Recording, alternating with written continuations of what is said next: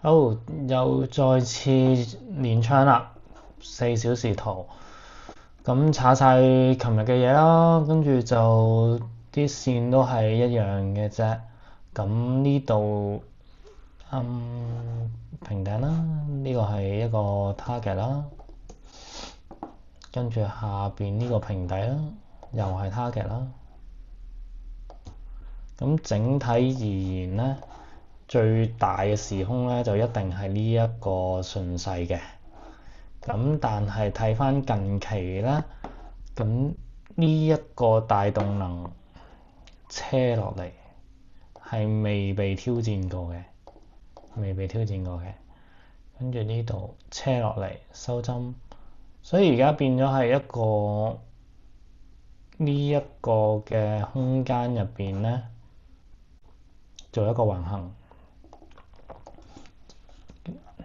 再睇細啲，再到近期一啲㗎啦，咁會見到一啲類似上行震盪嘅嘢啦。睇先，如果咁樣畫咧，咁樣畫都得，咁樣畫都得。咁佢而家上行震盪嘅腳踩一踩，但係因為佢車落嚟好大力，咁我會認為咧要兩腳先至好切入嘅。咁同埋佢都未去到呢個發力點啦，發力點嘅位置啦，佢未到嘅。咁佢呢度車落呢度呢個位置車爆咗，咁佢係咪可以做一個叫做橫行底，跟住配合呢個嘅假突破上翻嚟，再踩一踩向上挑戰可以。咁觀察下個頂先，個頂部啦，第一個啦，第二個啦，跟住佢呢度係收針落嘅，咁挑戰翻上去第三個再車落嚟，即係咁樣，我當咁樣先啦，挑戰上去啦，車翻落嚟都可以嘅，上行通道傾向向下突破，但係呢一刻未知佢係咪想向下突破，去挑戰翻呢一度。OK，咁暫時個諗法係呢一支有個力量嘅初現啦，回調買入，除非呢一支都被收復咗，向下繼續做。暫時諗法咁樣先。好啦，咁就開始啦。OK，佢上唔到去啦，再嚟多支啦。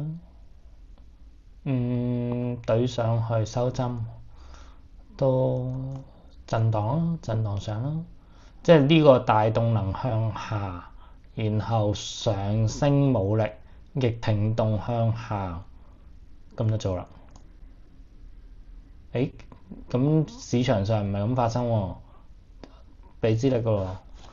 咁究竟呢個係咪震突然間飛上去終結段咧？咁我諗一諗先，使唔使喺呢一度做一個向下嘅動作咧？即係我當呢一個動能 back 住呢個動能，做個618好唔好咧？唔好嘅，因為橫行。再睇啦，咁啊車到好高啦，收針啦。如果俾個兩頂，我就做向下咯。嗱，呢度當第一頂啦，繼續延續向上挑戰啦，好震啦，兩頂向下。OK，咁我要諗啦。嗱，因為如果喺細嘅時空入邊咧，其實係已經破咗底㗎啦，做咗一個突破回測嘅動作。咁喺4小時度睇下呢個時間先。星期二歐盤，星期二歐盤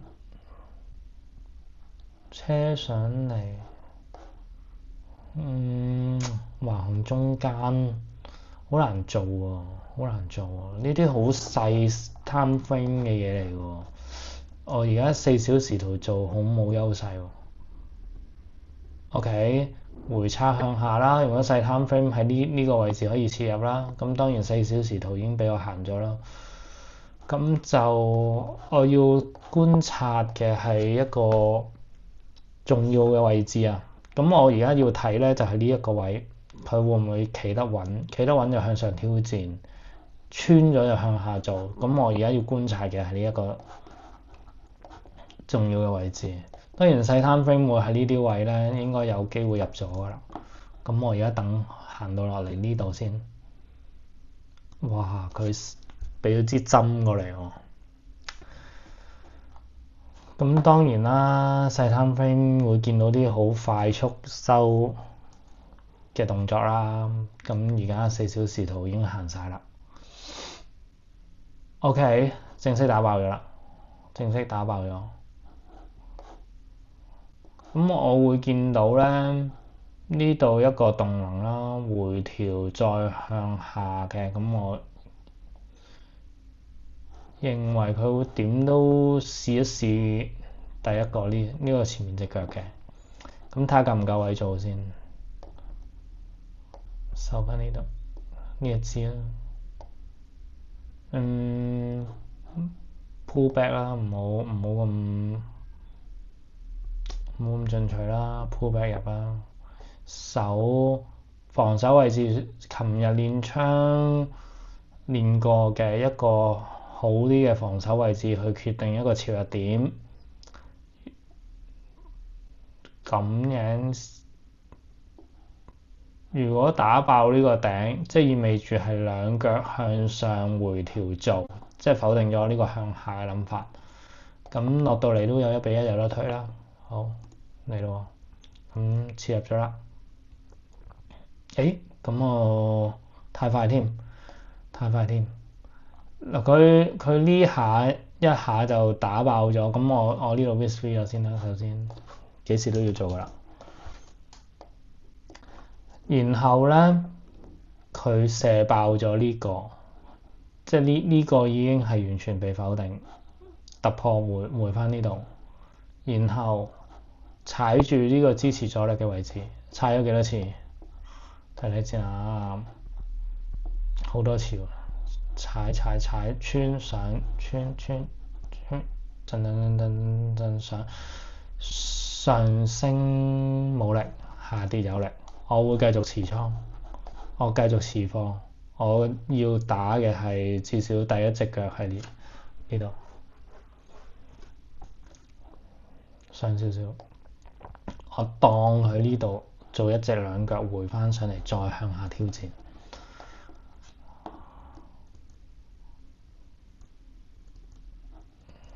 OK，miss free 咗啦，即係呢個諗法唔成立啦。佢做一個2B 車翻上嚟嘅動作啦，咁就睇睇先。我查咗呢個先，唔好阻住啦。好大力啦，車上嚟好大力啦。即係相對而言咧，呢一個下跌係做一個想洗下邊，洗晒呢一堆嘢向上回調618。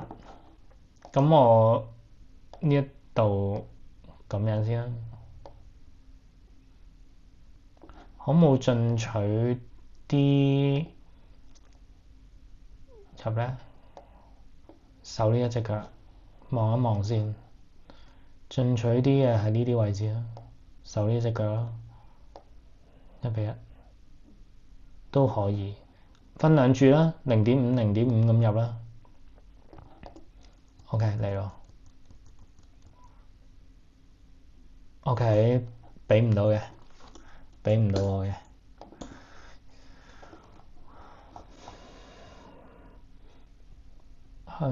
繼續向上挑戰。睇先嗱，上一早幾日學到嘅咧就係呢啲震，呢度震，佢有機會係呢一個位置都可以係成為一個支持阻力互換位啊嘛。哦，咁喺呢度驗證咗啦。咁呢個係大力打穿啦，回調咯，回調就係一個機會咯，即係咁樣回落嚟踩，可能有個2B 咁樣啦。OK，咁睇下會唔會發生呢啲嘢。如果唔得嘅，收翻落嚟嘅就喺翻呢啲位置切入。OK，睇啦，兩腳延續向上，咁樣延續法就冇位入㗎啦。OK，你飛得好快。好，行得好快就望遠啲添。前邊呢度係咪支持咗你互換去擋，所以收針啊？望一望先。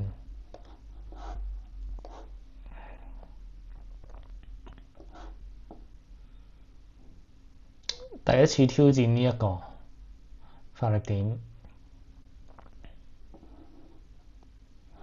咁呢度收翻落嚟都不為過。第一次挑戰，但係因為飛得上嚟好大力啦，好快啦，我都係要等兩頂先至有得向下做。咁都係呢個咧停嘅細粒啦，飛上嚟好大粒啦，咁基本上都應該要做啦呢度。咁樣，手邊度好咧？呢隻腳手低啲，但係如果去翻呢度，點都過晒1:1，當呢度。咁呢度點都做啦。咁呢個買向上嘅動作，咁除非啦，佢係勁大支噴落嚟咧，就唔做嘅。咁我要等嘅，唔好即刻掛，都要睇下佢會唔會勁大支噴落嚟啦。踩住喎，係咪兩腳逆停動咧？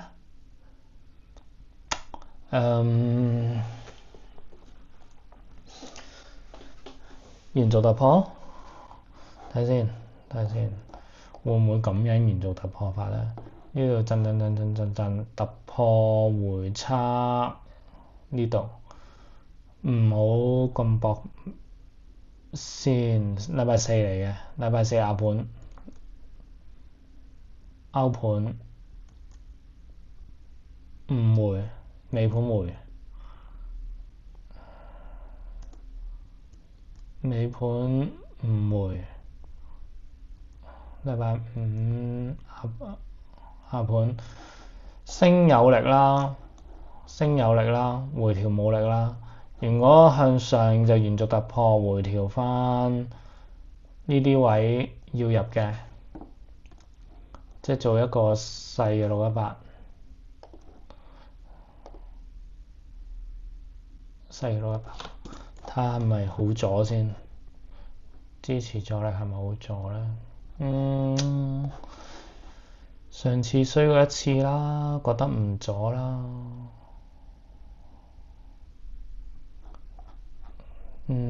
判斷唔到添，呢度收咗支針落嚟，繼續向上谷。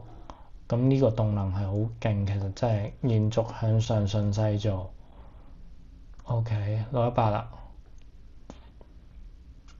喺個咁頭嘅位置做618唔做，我要做逆停動，收針啦，動就做，做手嗱呢度就好多啦，手算啦，手佢自己啦，1:1，望目標前邊一嚿嘢先啦，望短期目標望住呢嚿嘢先啦，互換位腳啊互換啦，咁呢支應該頂唔住嘅啩，頂得住未？呢度太近，但係佢飛上嚟大力啊嘛，所以我信佢噶啦。好，睇一睇先。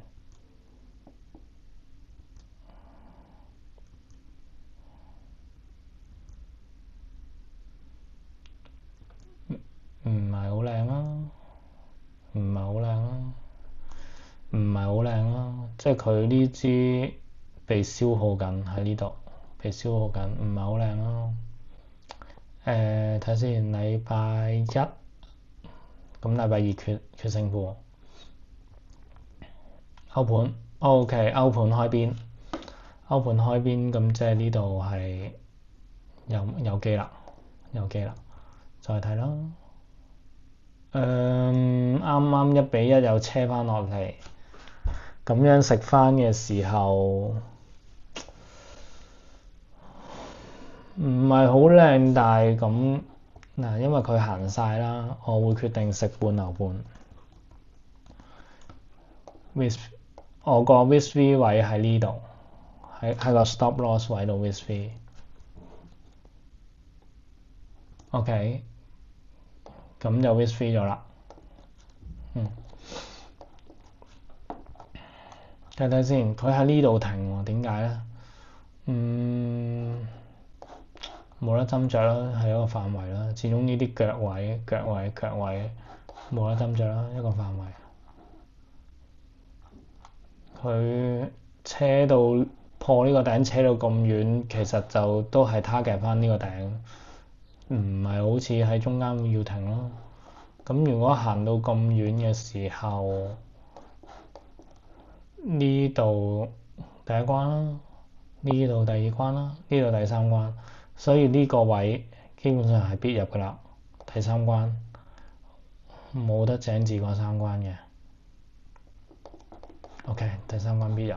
咁我睇下佢會唔會好大動能車爆第一關先。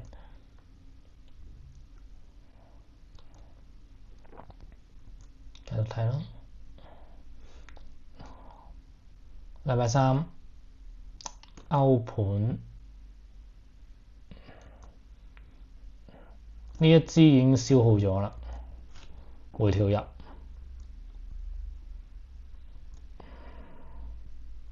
禮拜四歐盤，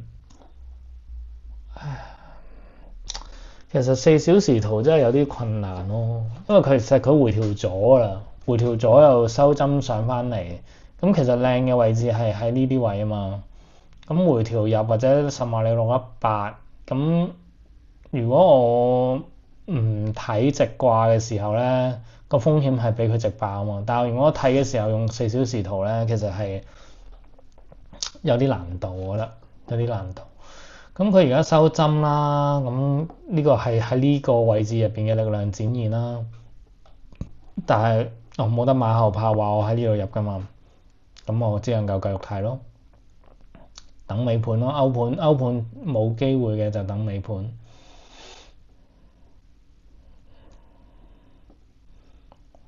嗱，回調都弱嘅，咁我等逆停動啦，動嗰支。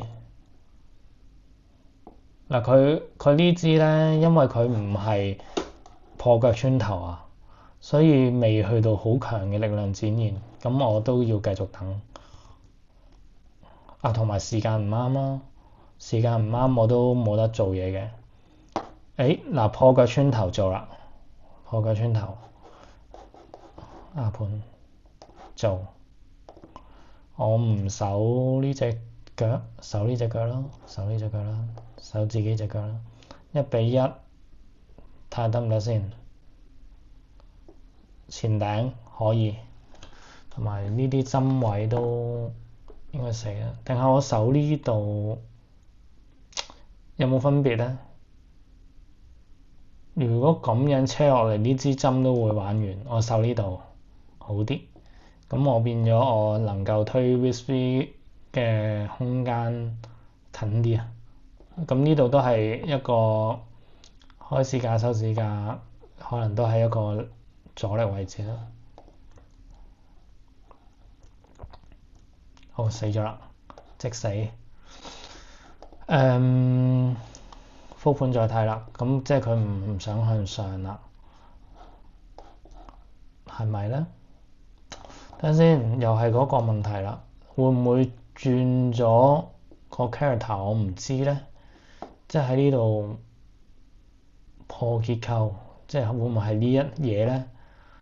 破結構抽翻上嚟，再延續向下。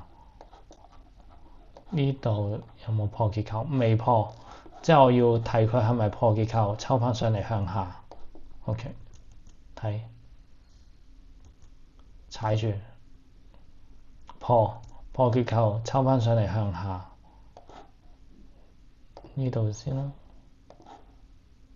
呢度啦，守呢個頂啦，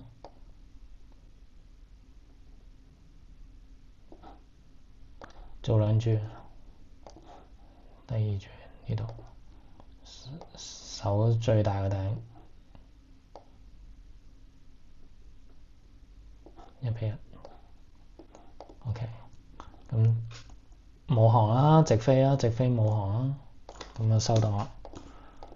好，咁就直接望一望先，破兩關，落第三關，要睇佢點落，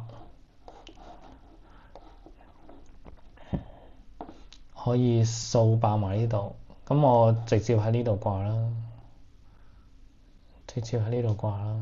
因為佢有啲抽針嘅動作咧，飛得好快嘅，守呢度啦，1比1都喺呢度啦，咁都因為行得快啊嘛。好，睇睇佢做乜先。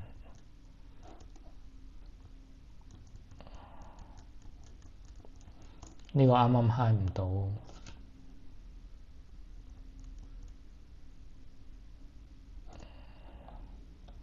睇先，呢度咁樣抽大支，呢個唔做，太大支啊！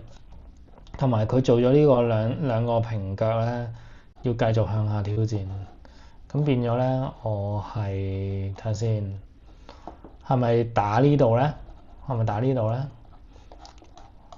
咁如果佢向下爆咗回調，我喺呢一個細嘅空間入邊做2B 向下挑戰。其實呢支咁大支咧，都係向下嘅。我咁樣買方向係咪唔係幾好咧？1比1呢度咯，回調做一嘢啦。我呢個係追入做一嘢，回調做一嘢。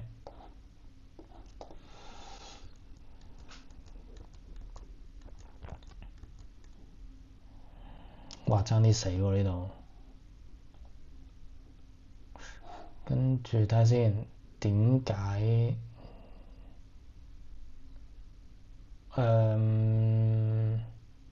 諗先，呢度爆咗，回調向下，動能勁，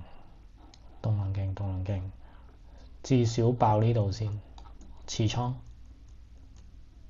咦？好震喎！因為呢一支令到我見到係一個change of character 呢個嘅震盪模啊，咁我會決定咧推晒 VSV 佢，兩注都推 VSV，咁我呢個好近啦，好易 high 嘅，咁呢度就睇下有冇機會俾到我啦。好彩喎，落到嚟呢度食咗緊嗰個先，嗱呢度食咗緊㗎啦，咁呢個係食咗1比1啦，咁我剩翻0.5繼續持倉，咁我睇下會唔會有機會咧再打低啲，甚或呢度最終目標，繼續持倉啦。睇下先，呢度禮拜一，我呢度睇下會唔會打咗 VSV 啦。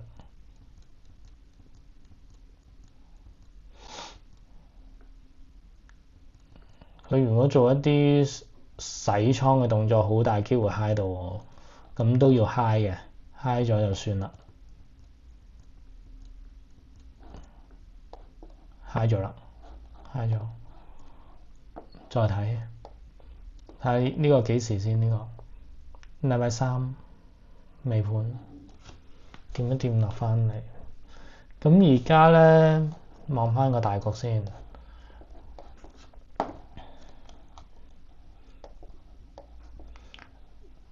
向上啦，做個收窄啦，呢度啦，收窄三角啦，跟住車咗落嚟呢度震啦，呢度震係橫行，跟住阿媽喺呢度車落嚟，咁所以會做一啲向上洗倉收針落嚟咧，就向下做。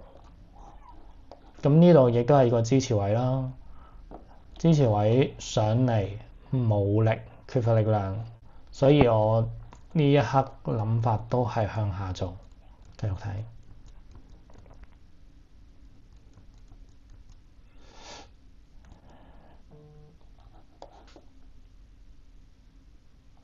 向下做，有啲動能橫行。sorry 啊，等一等，睇一睇個 message 先。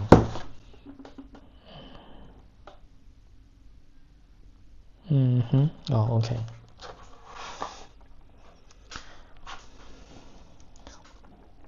咁兩頂兩底啦，好清晰，呢度見到啦，呢度洗落嚟啦，咁但係呢個係好大動能落嚟啦，會唔會2B 洗倉向上咧？我要見到一個好大嘅動能上先至會做一個橫行底打頂嘅動作，因為始終呢度向下緊嘅，向下優先嘅。繼續睇向下啦，禮拜三 OK，呢支好有意義啦，呢支洗爆咗佢向上，咁618啦，等回調啦，回調618啦，支持阻力嘅位置啦。守呢隻腳啦，呢度呢隻腳啦，1:1 OK， 橫行底打頂，睇下有冇機會俾我先。冇啦，佢係飛到老遠啦，飛到老遠，跟住又上翻去啦。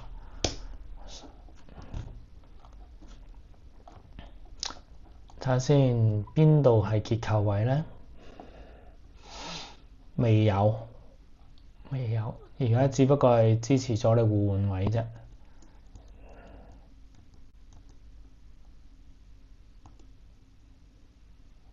兩腳數，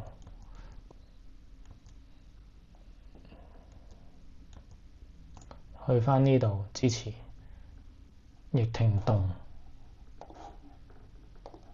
試一試先。1:1近唔近？支持阻力互換位，好，試一試你先。死咗啦，點解咧？一陣間復盤睇啦。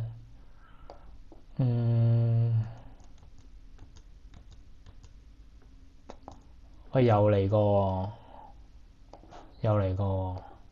即係佢玩咗一轉喎。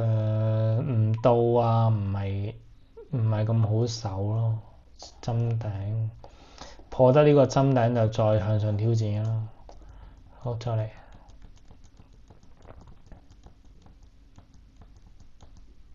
1:1咗啦，推 VSV 啦。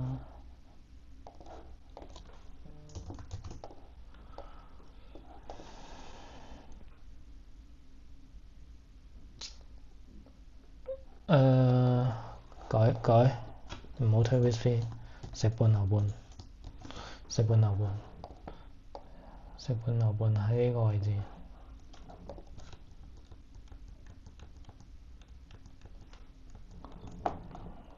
因為食半牛半，所以避開咗呢一個穿插。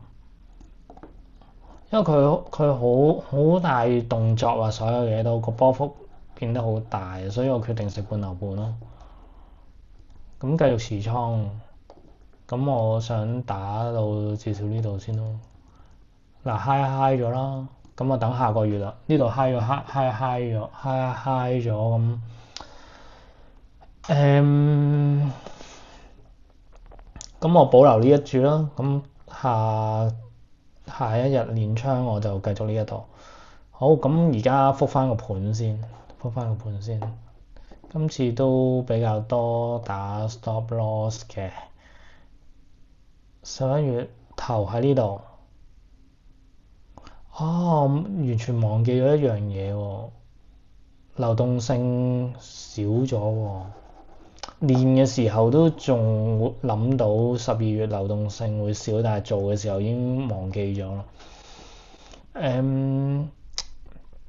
好，睇翻11月先。11月呢個位置我決定向下打。sorry， 走咗添。決定向下打，咁當時嘅諗法係點樣呢？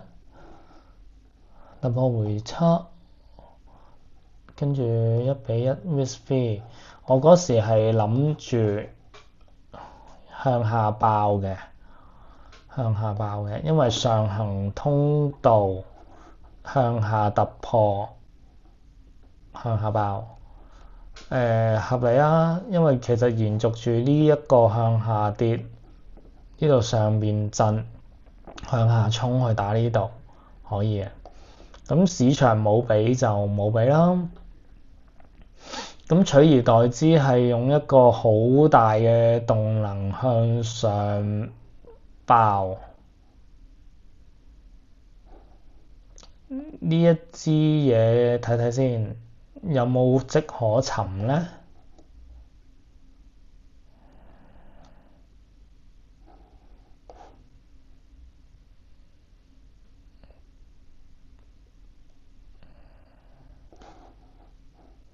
呢度踩冇喎，呢啲係橫行嚟喎，即係冇乜啲咩好明顯曾經發生過一啲好大嘅動能出現過，令到佢到位嘅時候突然間爆發出嚟，係冇嘅。咁市場點都啱㗎嘛。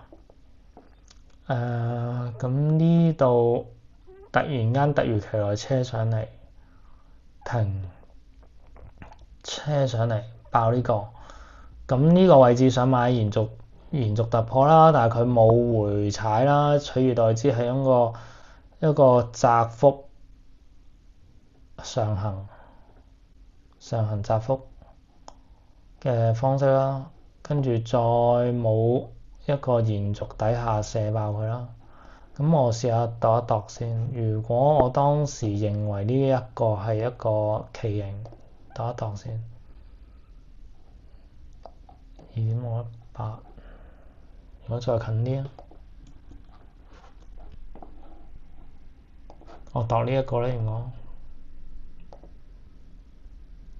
唔係好度到，唔係好度到。呢個我睇唔到。回調入延續突破入可以呢度呢個位置延續突破入嘅，但係佢因為掃呢個平頂啊，掃呢個平頂又好近呢個嘅阻力啦，上面成紮阻力啦，所以其實呢個延續突破入手呢度1:1嚟到呢度，而又有可能俾個位去收翻2B 落嚟咧，咁都幾高風險嘅。但係至少我可能唔識睇呢一個樣啦。呢個窄幅震盪 last 咗幾耐啊？8號、10號兩日嘅窄幅震盪，係咪已經消化咗呢個三頂向下嘅盤呢？有機會挑戰咗一下車落嚟，並未有發生一啲好大嘅動能車落嚟，都有機會係個牽死嘅。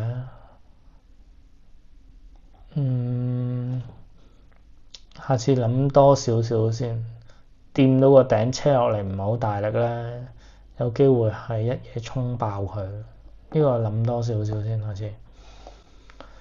好，跟住就去到突破區啦，打爆個突破區，回踩突破區啦，再回踩多次突破區啦。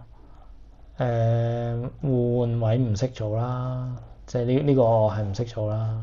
而家事後睇翻，即係呢啲位係咪幾好做咧？呢啲位幾好做咧？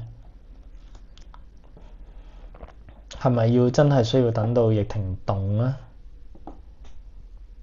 動呢一支真係大到不得了，但係如果睇翻細 time frame 咧，動到嚟呢度就入嘅，但係動完之後咧，佢咁樣震下，個人都唔舒服咯。好大機會，如果睇市咧就已經 risk free 咗啦。不過同埋禮拜五啦 weekend 過夜又係唔係幾好啊？因為唔係幾好嘅動作咯，除非呢度咯尾盤入咗咯，禮拜五尾盤入咗升上去，咁就幾好啦。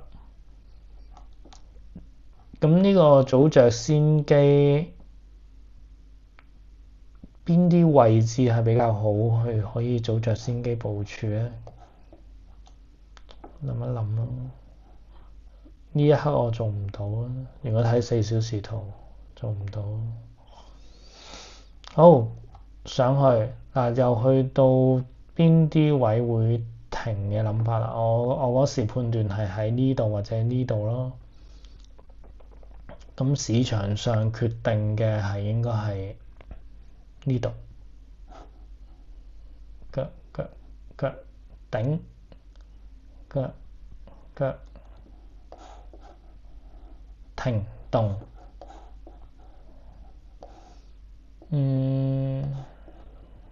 係咪有啲細節度我忽略咗咧？我揀咗呢度停踩突破踩，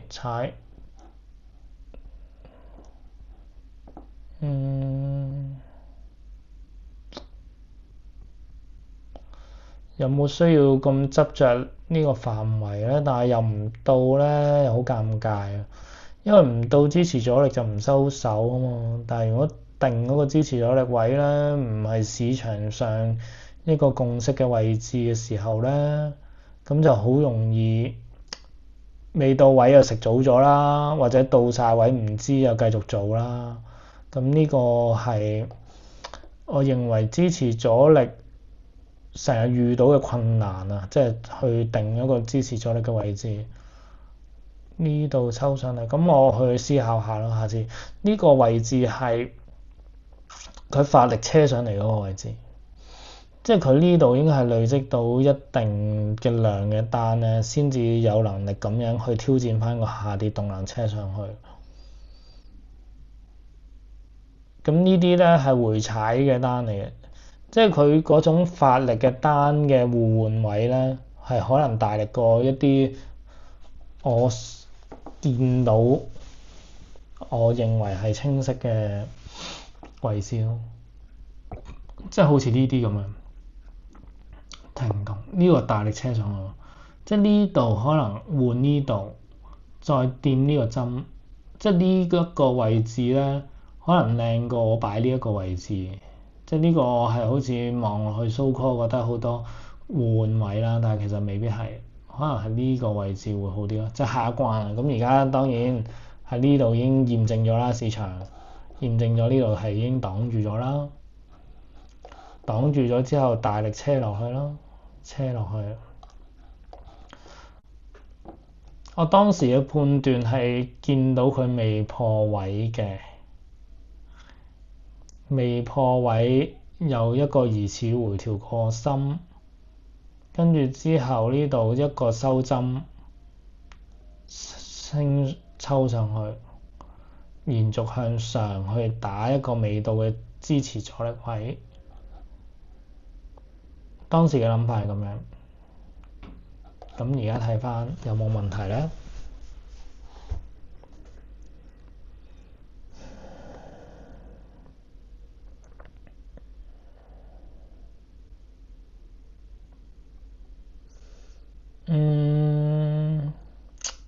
唔知，判斷唔到。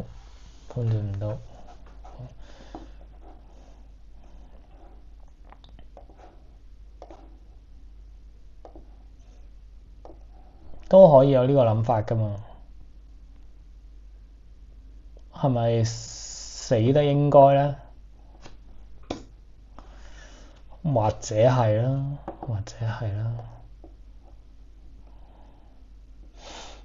呢度係一個動能嘅初現啦，向下動能嘅初現咯。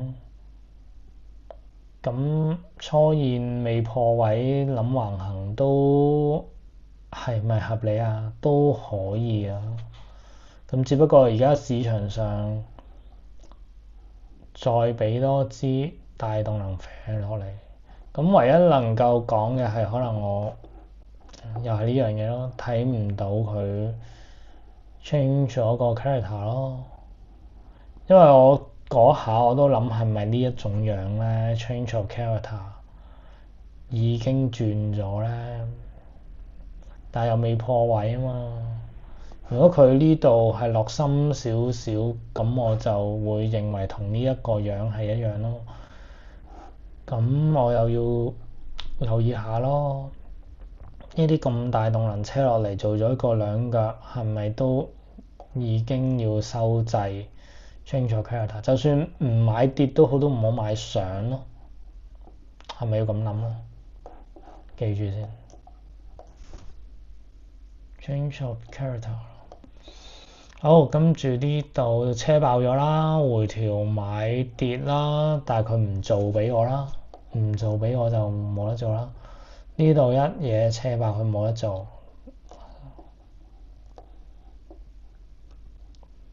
呢度我認為爆唔到三關啊嘛，咁我呢個有冇判錯咗第二關咧？都有嘢嘅喎，但係呢個先係第二關。三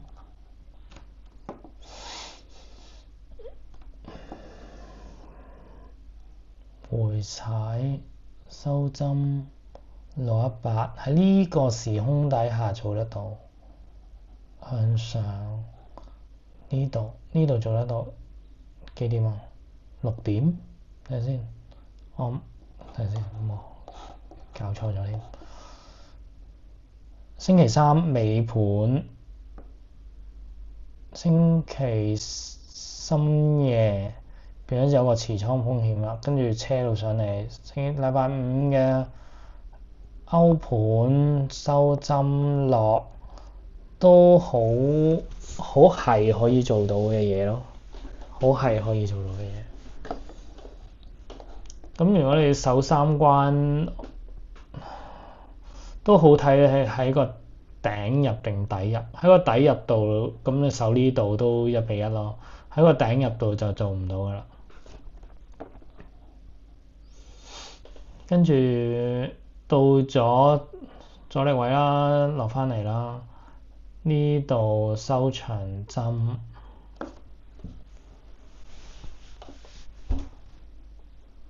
逆停動，我認為逆停動做喺呢一刻嚟講，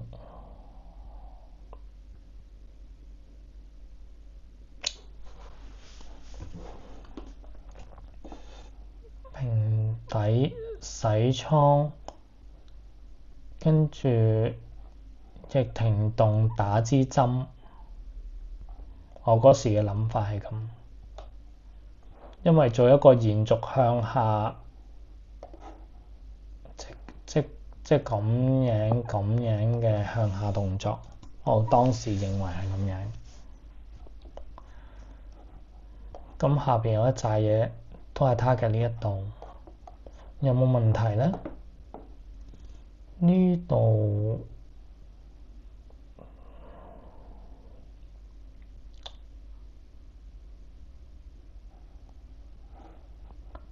當然最靚就一定係呢度咯，但係呢度你又守邊咧？呢度冇嘢守喎，守呢度咁遠，咁只能夠喺呢一個時空底下咧，切入咗之後守翻佢呢支針喎。咁即係我其實打4小時咧，我喺呢個位度好難操作。咁我呢度方向下，咁我就再望一望先。呢度回翻上嚟咯。咁呢支咁樣洗上嚟都係數據巴嚟嘅呢啲，洗晒上邊，車落去，咁最終係有行到去呢支打爆呢支針咯，支持阻力互換位咯，最終有限度嘅。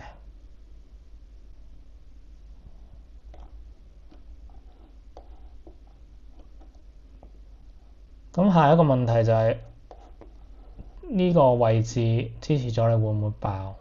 跟住再望下一個 target。咁市場上咧係一個支持阻力嘅位置度咧，獲得咗支持喺度震啦，跟住做一個平腳洗倉嘅動作啦，向上啦，但係又冇打破慣性啦，跟住再繼續多一嘢嘅橫行啦。然後呢一支好清晰嘅洗啦，向上衝啦。咁點解我呢一支冇入到咧？2點朝早去到橫行頂冇入到，跟住就一直喺個頂嘅位置支持阻力度等佢回調，冇回調，跟住直飛到去呢個曾經喺呢個嘅獲得阻力嘅位置飛爆佢，回調入，因為我見到呢個嘅大動能回調入 OK。 好啦，咁嚟到呢度係咪守得太少咧？應該守邊度咧？又係守得太少嘅問題啦。咁而家事後睇，咁梗係見到喺呢度啦。咁當時我係揀咗跌段嘅底部，係咪咧？唔係喎，我揀到呢一隻腳喎，呢度即係咁樣。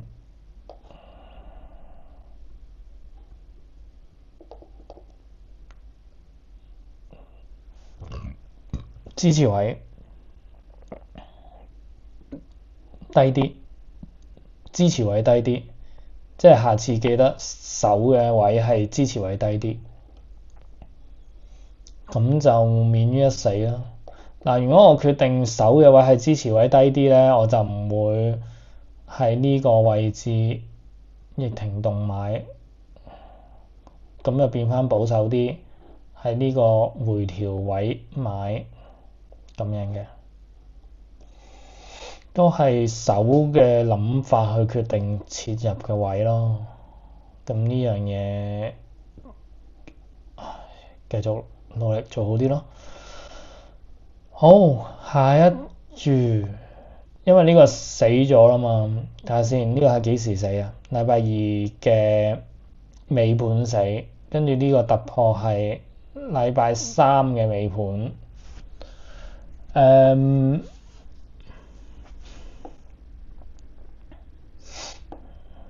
可以嘅，逆停動咯。跟住呢度下個禮拜二嘅歐盤到尾盤一支逆動啦，逆動啦，逆動回調啦。其實呢個位可以加倉嘅，咁但係有時人嘅嘢有一注喺度捱緊價咧。唔係喎，唔得喎，因為我入咗呢一注，我未推 risk free，我未食嘅，未有利潤喺手，不能夠加倉，咁所以我呢一注入咗咧就唔能夠呢度加倉，呢注冇入咧就喺呢度入第一注，應該咁樣。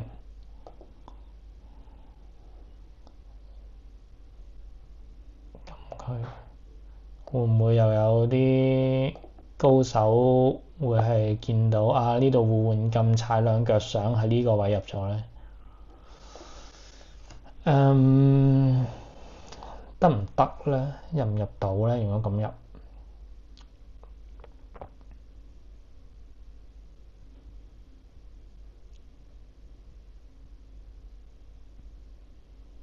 如果咁樣回調突破回測係喎，呢個係未係真正嘅突破，呢個就真正突破，所以就有個回測。如果係呢個嘅突破回測，呢度因為係一個好弱嘅力量，所以回測得深啲係可以預期。咁如果近嘅呢度，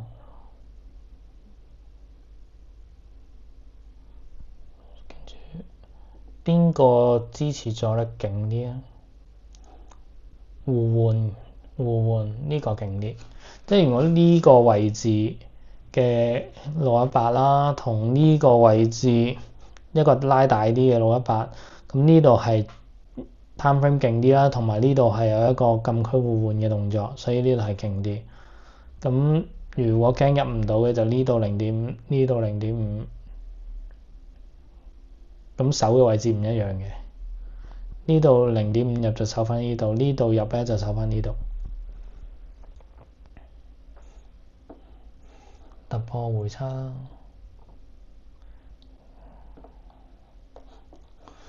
咁再睇翻呢個嘅支持阻力位，好密集。